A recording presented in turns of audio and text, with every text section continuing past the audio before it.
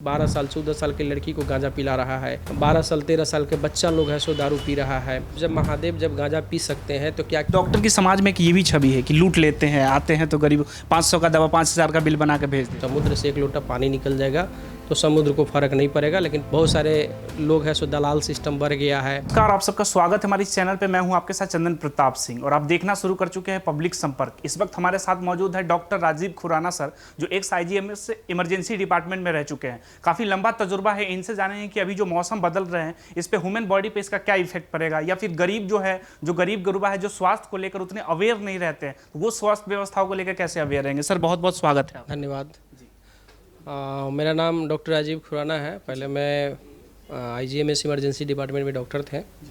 अभी वर्तमान में है सो सीतामढ़ी महावीर हॉस्पिटल अपना चल रहा है, जहाँ वैसे गरीब आदमी जिसके पास इलाज कराने के लिए पैसा नहीं है ना, वैसे लोग को भी मुफ्त इलाज किया जाता है ना। तो अभी तो हम लोग समाज सेवा में भी जुड़े हुए हैं, है ना। पैसा सबके लिए ज़रूरी नहीं होता है। जिसके पास पैसा नहीं हो क्या इलाज कराए। सदर हॉस्पिटल में व्यवस्था नहीं है, पीएचसी में व्यवस्था नहीं है, गरीब आदमी त्राहिमाम हो रहे हैं, तो लोग को सेवा दे रहे हैं हम लोग। अभी बरसात का मौसम है, बरसात जाएंगे डेंगू बहुत बड़े पैमाने पर समाज में फैल जाएगा, तो डेंगू से कैसे बचा जा सकता है? देखिए, डेंगू तो एक वायरल इन्फेक्शन है ना। तो डेंगू से बचने के लिए बहुत सारा उपाय है। बारिश के पानी जो हो रही है, तो बारिश के पानी से हमको सबसे पहले बचना है कि जहाँ जहाँ इकट्ठा हो रही है वहाँ ब्लीचिंग पाउडर डालिए, है ना। पानी के टैंक जहाँ बना हुआ है उसको सफाई सुथरा करके रखना है। क्योंकि डेंगू में क्या होता है कि इलेक्ट्रोलाइट के सबसे ज़्यादा अनबैलेंस हो जाती है। डेंगू में सबसे बड़ा दिक्कत होती है कि सोडियम पोटेशियम लेवल घटने लगती है, तो उसमें सलाइनिंग का सबसे बड़ा रोल होता है। बहुत जगह क्या करते हैं कि एंटीबायोटिक बहुत सारा दवाई जो सब होता है उल्टा पुल्टा एंटीबायोटिक सब देना शुरू कर देता है, जबकि इसका कोई रोल नहीं ये सब होता है। 3 से 4 दिन के बाद वायरल इन्फेक्शन मैक्सिमम 7 डेज उसका लाइफ स्पेन होता है, वो ठीक हो ही जाता है। इलेक्ट्रोलाइट सिर्फ अनबैलेंस नहीं होना चाहिए, जिसमें सलाइनिंग का बहुत बड़ी रोल होती है। और दूसरी क्या है कि वायरल फीवर जब आती है तो उसमें पैरासीटामोल है सो देना है। गांव देहात में बहुत सारे लोग हैं सो डायरेक्ट दवा देते हैं पैरासीटामोल से 150, 500, 250 ऐसे नहीं देना है। पैरासीटामोल को जो डोज होती है 15 मिलीग्राम पर बॉडी वेट देना है, उसके अनुसार सेलेक्ट करके देनी है और घबराना नहीं है ना। तो इसी ढंग से है सो डेंगू का हम लोग ट्रीटमेंट देते हैं। जैसे नगर निगम सही से अपना कार्य नहीं करते हैं और रास्ते पे लोग कचरा डाल देते हैं, उतने अवेयर नहीं है चीज़ों को लेकर। खुले नाले रहते हैं, उसमें मच्छर बहुत उत्पन्न हो जाते हैं, तो मच्छरों से बहुत सारी डिजीज़ फैल सकते हैं। और कौन से ऐसे डिजीज़ है जो काफ़ी इफेक्ट कर सकते हैं लोगों को? मच्छर में तो मलेरिया भी आती है, तो मलेरिया हो जाएगी तो फिर काला ज्वर हो सकती है। तो उसमें एस्पिरिन का बहुत ज़्यादा रोल होता है। एस्पिरिन बढ़ जाता है, लीवर की साइज़ बढ़ जाती है, जिसमें डाइजेस्टिव एंजाइम में प्रॉब्लम आने लगती है। पेट में पानी भरने की संभावना बढ़ जाती है, जिसको हम मेडिकल भाषा में साइटिस बोलते हैं, है ना। तो धीरे धीरे इस ढंग से है सो लीवर फेलियर की तरफ जाता है। एस्प्लिनोमेगाली होने से आरबीसी जो ब्लड का फॉर्मेशन करता है बहुत ही दिक्कत होने लगती है। तो आम आदमी कैसे अवेयर रह सकता है इन सब चीज़? आम आदमी है सो देखिए, सरकारी तंत्र पर रहेगा तो आदमी मर जाएगा। सो अपना ढंग से अपना घर के आसपास जो नाला नाली है उसको साफ़ करके रखें और ब्लीचिंग पाउडर का सेवन करें। ब्लीचिंग पाउडर चारों तरफ का छिड़काव करें। मिट्टी तेल का है सो अगर हो तो पानी में डाल दे, जिससे उसका लार्वा जो बन रही है वो लार्वा टूटकर ख़त्म हो जाती है, डेथ करती है। कई लोग कहते हैं कि हम आसपास के अस्पतालों में जाते हैं, सदर अस्पतालों में जाते हैं, तो ट्रीटमेंट सही से नहीं हो पाता है, तो ट्रीटमेंट के वजह से भी कई लोगों का जान चले जाते हैं। हाँ, देखिए, ट्रीटमेंट सही से सब जगह होती है, लेकिन सरकार का जो नियम जो है ना बहुत उल्टा पुल्टा नियम है। आप किसी फिजिशियन को आप है सो बच्चा विभाग में उसका ड्यूटी लगा देता है। और अभी जितने भी सदर हॉस्पिटल और पीएचसी पर जो देखा जा रहा है कि कोई पर का डॉक्टर ज्वाइन कर रहा है, एक तो उसका होम डिस्ट्रिक्ट नहीं दिया है तो दूसरे डिस्ट्रिक्ट में कर दिया है। दूसरी प्रॉब्लम क्या है कि सुबह साहब आप है सो अभी थंब इम्प्रेशन का चीज़ कर दिया है। तीसरी चीज़ प्रॉब्लम क्या है कि कोई इमरजेंसी सेवा व्यवस्था दिया नहीं है, पुलिस का प्रोटेक्शन नहीं दिया है। पेशेंट सीरियस आते हैं और उस समय है सो कोई व्यवस्था नहीं रहने के चलते डॉक्टर साहब दवाई दिए तब तक पेशेंट घबराने लगते हैं। जब वो रेफ़र करते हैं तो आम पब्लिक उस पर लाठीचार्ज करना शुरू कर देते हैं। वो समझ नहीं पाते हैं और सारे तरह से डॉक्टर को ही ब्लेम कर देते हैं। और जितने भी हमारे जो लोकल प्रैक्टिशनर है, चाहे लोकल हमारे जो नेता लोग सब है, अपना चेहरा चमकाने के लिए डॉक्टर को ब्लेम करते हैं कि लुटेरा हो गया है, बहुत सारा प्रॉब्लम क्रिएट करने लगता है। ये सब है। तो डॉक्टर की समाज में एक ये भी छवि है कि लूट लेते हैं, आते हैं तो गरीब 500 का दवा 5000 का बिल बना के भेज देते हैं। देखिए ये सब प्राइवेट हॉस्पिटल में ये सब चलती रहती है, लेकिन सभी डॉक्टर ऐसा नहीं है। 10% खराब लोगों के कोई भी ऐसा डिपार्टमेंट नहीं है, चाहे वो आईएएस हो, आईपीएस हो, चाहे पुलिस डिपार्टमेंट हो, एडमिनिस्ट्रेशन डिपार्टमेंट हो, हर में 10% लोग खराब होते हैं। उसके चलते 90% लोग को बदनाम करे ऐसा नहीं है। हमारे यहाँ ही सदर आलम नाम के लड़का है सो आया था, ब्रेन हेमरेज हो गया था लुधियाना में, तो उसका है सो सीतामढ़ी जिला से हिंदू मुस्लिम चंदा इकट्ठा करके है सो उसका इलाज करा रहा था। इंट्रावेंट्रिकुलर हेमरेज था, पॉन्स वेरोलाई का हेमरेज था, हाइड्रोसिफेलस हो चुकी थी। लुधियाना के सौरबिटो हॉस्पिटल से वो रेफ़र होकर आरएमएल चला गया। आरएमएल में 3-4 दिन रहा, फिर वहाँ से घर ले आया, इलाज कराने में सक्षम नहीं था और पेशेंट को लगा कि नहीं ठीक हो सकता है, तो वहाँ सर लोग भी बोले कि आप ले जा सकते हैं। यहाँ ले आया, उसकी कफन की कपड़ा आ चुकी थी, उसके बाद बांस कट चुकी थी। अब श्मशान घाट 2-3 घंटे में जाने वाले उसके घर के बगल के खान मास्टर साहब हैं, उन्होंने हमको फ़ोन किया। मैं उस समय ऑन ड्यूटी था, 28 सितंबर 2022 की बात है ये। और उस समय जब वो हमारे पास लेकर आया तो हमने देखा कि भाई इतना क्रिटिकल केस तुम आरएमएल ऐसे इंस्टीट्यूट से तुम ले आए हो, इतने बड़े इंस्टीट्यूट से, वो हमसे कैसे ठीक होगा। तो बोला कि नहीं सर आप एक बार कोशिश कीजिए, ठीक हो जाएगा। मैंने सारा हिस्ट्री देखा, मैंने बहुत सारे न्यूरोलॉजिस्ट हमारे सीनियर जो है हार्ट मेडिकल कॉलेज का मैं डिस्कशन किया, बोले कि ठीक है ट्रीटमेंट दो, देखा अगर कोशिश करके हो सके इसका लाइफ कहीं सेविंग हो जाए। मैंने कोशिश किया, तीसरा दिन है सो पेशेंट है सो अनकॉन्शियस से सक्सेस हो जाता है और 28 दिन तक मेरे यहाँ रहा। 1.5 लाख रुपया के बिल बना था 28 दिन में हमारे नर्सिंग होम में, सीतामढ़ी महावीर हॉस्पिटल। और उसकी माँ इतनी रो रही थी कि बाबू पैसा के अभाव में तो हम इलाज नहीं करा पा रहे थे, सीतामढ़ी से हिंदू मुस्लिम इकट्ठा करके ऐसो पैसा भेजता था, उसी के 3-4 लाख रुपया खर्च हुआ था।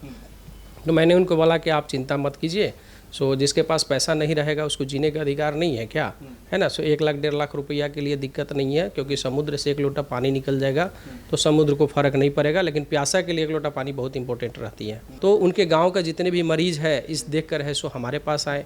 बहुत सारे लोग हैं सो दलाल सिस्टम बढ़ गया है, तो हम बहुत सारे डॉक्टर को ये भी बोलना चाहेंगे कि दलाल लोगों से दूर रखिए, है ना। क्योंकि अगर हमारे जैसे युवा डॉक्टर अगर दलाल लोग सबको अगर बैठना शुरू करवा देंगे तो सिस्टम कोलैप्स कर जाएगा। कल के डेट में हमारे ही परिवार के लोग किसी ऐसे डॉक्टर के चाल में फंस जाएगा जिसके चलते है सो हमारे पेशेंट मर भी जाएगा और लुटा भी जाएगा, है ना। तो ऐसे चीज़ से लोगों को समाज में जागरूक होना होगा कि मुझे ऐसे लोगों के से बचना है, अच्छे डॉक्टर के पास जाना है, समय रहते अच्छे जगह पर इलाज कराना है।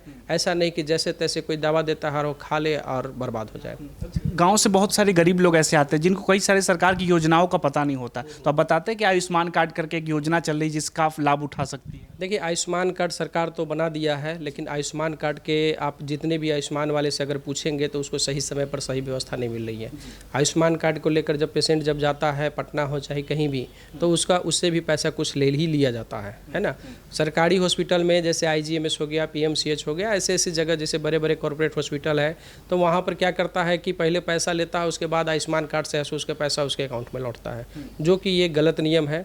सरकार अगर रियल में सच्चे दिल से अगर सेवा देना चाहता है गरीबों के लिए, तो उसके लिए एक कैशलेस काउंटर होना चाहिए जिसमें फ्री ऑफ कॉस्ट वहाँ से एडमिशन हो, फ्री ऑफ कॉस्ट उसकी इलाज हो और इलाज कराकर पेशेंट जाए, उसको कहीं भटकने की ज़रूरत नहीं पड़े। ये हमारे बिहार में देखने को मिल रहा है, लेकिन अदर स्टेट में आप चले जाइए, टीएमएच चले जाइए, मुंबई चले जाइए, है ना, या बड़े बड़े हॉस्पिटल है आउट ऑफ बिहार में, तो वहाँ कोई दिक्कत नहीं है। ऐसा पेशेंट को सौंप दीजिए, सारा चीज़ है सो उसका डॉक्टर के अंदर में सारा डॉक्टर कैसे उसको रखना है, कैसे ट्रीटमेंट देना है, कैसे खाना खिलाना है, और सारा व्यवस्था वहाँ रहती है ना। आजकल देख रहे हैं कि फीवर बहुत तेज़ी से बढ़ रही है, लेकिन फीवर में क्या हो रहा है कि लोग बिडाल टेस्ट करके है सो उसको टाइफाइड घोषित कर देता है, जिस टेस्ट का कोई वैल्यू नहीं है। सबसे पहले उसका कॉज खोजना है कि फीवर है तो फीवर में कौन सा फीवर है, इंटरमिटेंट फीवर है, रेमिटेंट फीवर है, कंटिन्यूअस फीवर है। उसके आधार पर हम लोग डायग्नोसिस बनाते हैं कि फीवर में है सो मतलब जिस टाइप का डायग्नोसिस बनता है उसके आधार पर है सो ट्रीटमेंट देते हैं। ज़्यादातर पॉसिबिलिटी रहता है कि वायरल फीवर ही रहती है, तो उस ढंग से डायग्नोसिस बना। अगर सिर्फ वायरल फीवर है तो पैरासीटामोल देंगे, 3 to 5 डेज फीवर रहेगा और उसे घबराने की ज़रूरत नहीं है। 3 to 5 डेज के बाद वो अपने आप ठीक हो जाती है। अननेसेसरी एंटीबायोटिक भूजा की तरह नहीं देना है जिससे इम्यूनिटी ख़राब हो रही है, लीवर किडनी पर असर पड़ रही है। आज 25 साल 22 साल के बच्चे लोग को किडनी ख़राब हो रहे हैं, मार्केट में है सो पिज़्ज़ा बर्गर खा रहे हैं, जिसके चलते रेक्टल कैंसर बढ़ते जा रही है ना। और खाली पेट लोग चाय ज़्यादा पी रहे हैं अभी गांव लोग में, जिसके चलते कब्जियत बहुत ज़्यादा तेज़ी से बढ़ रही है। यंग जनरेशन में जो फास्ट फूड का कल्चर बढ़ते जा रहा है, देखते होंगे हर चौराहे पे फास्ट फूड कंज्यूम कर रहे हैं, इसका बॉडी पे क्या इफेक्ट आ रहा है? देखिए फास्ट फूड क्या है, सभी चाइनीज़ फूड सब है एक तरह से। इसमें मैदा का ज़्यादा सेवन है, अनवांटेड सब्सटेंस के ज़्यादा है, जो हमारे इंटेस्टाइन को पचा नहीं पाता है। एक तो फिजिकल वर्क लोग आजकल कर नहीं रहे हैं, 8 बजे 9 बजे जगते हैं, रात में है सो सोते हैं 12-1-2 बजे तक सोते हैं, जिस कारण से प्रॉब्लम हो रही है कि डाइजेशन में प्रॉब्लम हो रही है। ऊपर से ख़राब प्रोडक्ट हम लोग खा रहे हैं, इंटेस्टाइन उसको सही से कैप्चर नहीं कर पा रही है, तो 25-30 साल होते होते उसके बाद 10 ढंग की प्रॉब्लम क्रिएट कर रही है ना। इसी कारण से किडनी में प्रॉब्लम आ रही है, लीवर में प्रॉब्लम आ रही है। अभी कैंसर बहुत तेज़ी से फैल रहा है ना। जैसे फीमेल में खासकर सर्वाइकल कैंसर अभी बहुत तेज़ी से फैल रही है। डॉक्टर के अनुसार हेल्दी डाइट क्या खाना चाहिए कि यंग जनरेशन? हेल्दी डाइट है, सबसे पहले बात है कि मॉर्निंग में ब्रह्म मुहूर्त में जब जगते हैं तो एक्सरसाइज कीजिए। जगते पहले ठंड के समय आ रही है, सुसुम पानी में नींबू के रस मध मिला कर दीजिए। डायबिटीज़ का पेशेंट है तो मध नहीं मिलाना है। और बाथरूम से फ्रेश होकर थोड़ा योगा एक्सरसाइज करने के बाद मिक्स फ्रूट खाना है, जिसमें पपीता हो गया, अभी अमरूद का समय है, अमरूद हो गया, सेब हो गया, अनार हो गया। अगर ये बहुत सारे गरीब आदमी ये संभव नहीं है तो चना मूंग अंकुरित कर ले, एक प्याज काट ले, नमक चीनी, नमक है सो थोड़ा सा काला नमक डाल दे, नींबू का रस मिला दे, और सुबह का नाश्ता राजा की तरह भर पेट कर ले। फिर अपने जो काम कर रहे हैं काम में लग जाए। काम में लगने के बाद 2 बजे है सो अपना फिर भूख लगेगी, फिर उस समय है सो लंच की व्यवस्था, अपना रोटी सब्जी दाल हरा सब्जी जो भी है उसको खाएं। शाम के समय में डाइट जो है सो एकदम हल्का लेना है, जिसमें ग्रीन टी हो गया, वाइट टी हो गया, उसके बाद भूजा हो गया, हल्का बिस्किट हो गया, है ना। ये सब लेकर काम चले। और रात में कोशिश करें कि एक रोटी से ज़्यादा नहीं खाए। कोशिश करें कि हमेशा सूप पीकर ही काम चला ले या एक गिलास दूध पीकर काम चला ले। अभी आईजीएमएस में रह चुके हैं, आईजीएमएस की स्वास्थ्य व्यवस्था कैसी है? देखिए आईजीएमएस की स्वास्थ्य व्यवस्था बहुत ही अच्छी है, लेकिन वहाँ सीट की इतनी कमी है कि पेशेंट त्राहिमाम होते हैं, डॉक्टर कुछ नहीं कर पाते हैं, क्योंकि डॉक्टर के हाथ में बेड देने की फैसिलिटी नहीं है। 10 से 12 बेड इमरजेंसी के रहते हैं, जो रात भर पूरे बिहार का लोड है। कम से कम वहाँ 100 बेड इमरजेंसी के होना चाहिए मिनिमम, है ना, जिस कारण से जितने भी पेशेंट आए इमरजेंसी में ट्रीटमेंट हो पाए। और एडमिनिस्ट्रेशन का काम है, एडमिनिस्ट्रेशन काम नहीं कर रही है। मंत्री के काम है उसको बेड मुहैया कराना, फंड मुहैया कराना, वो कर नहीं रहे, जिस कारण से लोग सारा ब्लेम है सो डॉक्टर पर ही लगा देते हैं। अब डॉक्टर क्या करेगा? डॉक्टर तो एक वहाँ वर्कर के रूप में है, वो तो पेशेंट को देखेगा ना, है ना। अभी के समय में आप देख रहे होंगे कि मुजफ्फरपुर से हम ही लोग आ रहे थे, सीतामढ़ी से मुजफ्फरपुर होते हुए, तो अब एनएच को जाम कर दिया है। इंडिया के किसी भी स्टेट में ऐसा नहीं होगा कि नेशनल हाईवे को जाम कर दिया होगा। ठीक है, धर्म के नाम पर है सो सभी लोग पूजा पाठ करते, सबके अपनी अपनी आस्था है, लेकिन इसका मतलब नहीं है कि कोई नेशनल हाईवे को बंद करके दूरदृष्टि दूसरा रास्ता से मूव कर दे। दूसरा रास्ता में भी हम जाते हैं तो वहाँ भी ऐसो बोल बम वाले हैं सो पूरा तांडव मचाए हुए रह रहे हैं, जिसमें बोल बम में हम ज़्यादातर लोग को देखे हैं गांजा पीने वाले, शराब पीने वाले, जो अपने घर में माँ बाबू जी का है सो साक्षात भगवान को नहीं पूजा करते हैं और बाद में है सो रोड पर दौड़ते रहते हैं। जिसमें हमने बहुत सारे वीडियो देखा है, लड़की 12 साल 14 साल की लड़की को गांजा पिला रहा है, 12 साल 13 साल के बच्चा लोग है सो दारू पी रहा है ना, गांजा पी रहा है। इस टाइप से उसका लाइफ बर्बाद हो रही है, शिक्षा से दूर हो रहा है, इस कारण से उसकी लाइफ पूरी बर्बाद हो जाएगी। एनएच को कभी नहीं जाम करनी चाहिए। इस पे हमने उन लोगों से सवाल पूछा था, वो कहते जब महादेव भांग पी सकते हैं, गांजा पी सकते हैं, तो इंसान क्यों नहीं पी सकता? हाँ, तो भक्त क्यों नहीं पी सकते? हाँ, तो कहने का मतलब जब महादेव जब गांजा पी सकते हैं तो क्या किसी ने देखा है कि महादेव गांजा पीते थे? कोई भी आस्था या कोई भी भगवान कभी किसी को गलत रास्ते पर मूव नहीं करने देते हैं। मितांशु हमारे साथ है, इसमें कुछ ऐड करना चाहेंगे स्वास्थ्य व्यवस्था को लेकर? स्वास्थ्य व्यवस्था तो अभी जो चल रहा है वो तो ठीक ही है, और ये आयुष्मान है, ये प्रधानमंत्री के तरफ से जो फंडिंग है उसका है, और एक मुख्यमंत्री के तरफ से भी जो फंडिंग है उसका भी है, स्टेट गवर्नमेंट का भी है। यही एक बहुत गलत चीज़ यहाँ देखने को मिलता है कि आयुष्मान कार्ड को एडमिट करवाना है, और वो जो दलाल सब जो घूमते रहते हैं, ब्रोकर सब जो घूमते रहते हैं, वो स्वास्थ्य मंत्री को या वहाँ पे जो लोकल जो रेसिडेंस वाले हैं वो लोग जो दलाल हैं, तो वो लोग थोड़ा पेशेंट के साथ मिसबिहेव करते हैं, पैसा भी ले लेते हैं, उनका काम भी नहीं होता है, वो लोग खुद लाचार रहते हैं, बेबस रहते हैं। ऐसे ऐसे लोगों को वहाँ से बर्खास्त करना चाहिए, और स्वास्थ्य व्यवस्था पे मंगल पांडे जी को और ध्यान देना चाहिए। यही रीज़न था तेजस्वी यादव जी का। तेजस्वी यादव जी का ही रीज़न में ही पार्किंग का काम स्टार्ट हुआ था। उस टाइम आप देखे होइएगा, इमरजेंसी के गेट के ठीक सामने बहुत सारा मेडिकल का शॉप था, सारे शॉप को बंद करवाया, इनलीगल रूप से बाउंड्री पे खोले हुआ था, जिसमें से दलाली पैसा बढ़ गया हुआ था, बहुत ज़्यादा दलाली चलता था। लेकिन तेजस्वी जी के कार्यकाल में 17 महीने के कार्यकाल में बहुत अच्छा वो ये हुआ, वहाँ से सारा धंधा बंद हुआ। उसके बाद वो पार्किंग का काम स्टार्ट किए, उन्हीं के पार्किंग के काम स्टार्ट होने के वजह से उसका क्रेडिट ले लिए सम्राट चौधरी जी। जब इनका मतलब भाजपा का सरकार बना तो ऑल ओवर आईजीएमएस में बेड की स्थिति कैसी, सही है या फिर बढ़ाने की जरूरत? बढ़ाने की ज़रूरत है और बढ़ भी रही है। वहाँ 1800 बेड का भी बन रहा है, फिर से आरआईओ डिपार्टमेंट का भी बिल्डिंग बन रहा है और गवर्नमेंट भी लगी हुई है, ऐसा नहीं है कि नहीं लगी हुई है। लेकिन वही है, जो स्पीड ऑफ वर्क है वो बहुत स्लो चल रहा है। बिहार को लोग जान ही रहे हैं कि किस नज़रिए से देख रहा है। लोगों को अपना नज़रिया बदलने का ज़रूरत है, सोच बदलने का ज़रूरत है। बिहार बहुत बड़ा राज्य है, बिहार का मतलब पूरा भारत।